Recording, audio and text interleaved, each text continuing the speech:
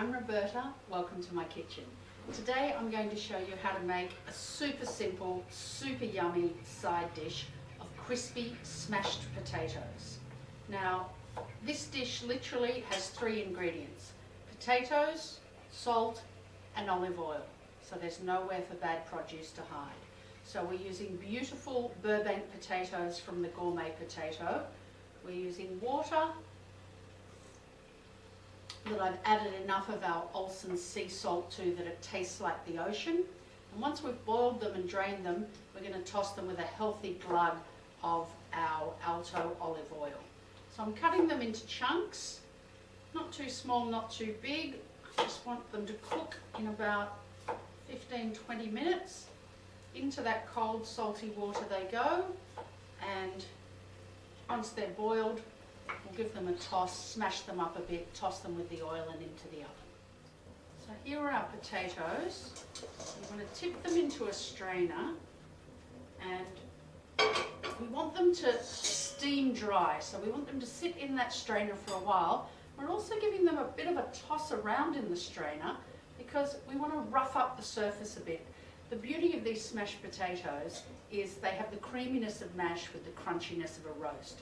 So now we're just going to leave these with their little rough surfaces to sit in that strainer until they're nice and dry before we toss them with the oil.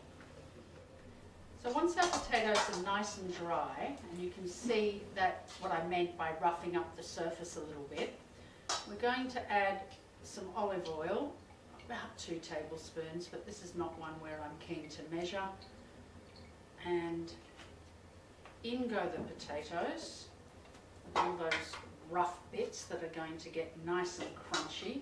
I like to give them just a little bit more of a crush as well, not too much. We're not making mashed potato, just smashed potato, but the more surface area we've got, the more yummy crunch we're going to have. So the oven's on nice and high. I've put it on at 220 so that it is good and hot. Once I put these in, I'm going to drop the temperature back to 200. Then we're going to leave it undisturbed for about 20 minutes, and then we'll give it a scrape around, a toss around, and cook it for another 20 or so. So after about 20 minutes, our potatoes have started to crisp up nicely. We're just going to give them a toss now. They're pretty loose in that oil.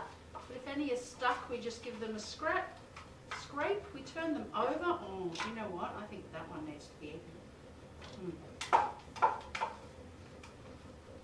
Now, one of my secrets for really crisp baked potatoes is an ingredient that's missing, and that is salt.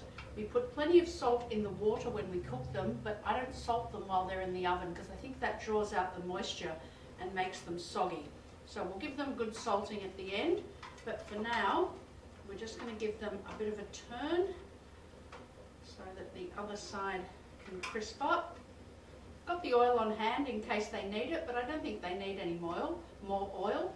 We don't want to make them soggy with oil. Yum, look how crisp they are already. All right, we'll just pop them back into the oven and maybe check them again in about 10 minutes because now they might need a couple more stirs. Okay, so after about another 20 minutes in the oven, you can see how deliciously crispy they are. Onto the plate.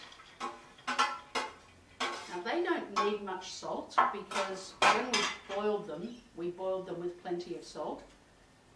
But if you want, just for decoration, little salt flake over the top. So remember, crispy potatoes, if you parboiling, plenty of salt in the water, no salt while you roast them, and then if you need a little more, salt over the top. Yum, these are delicious with everything. Enjoy.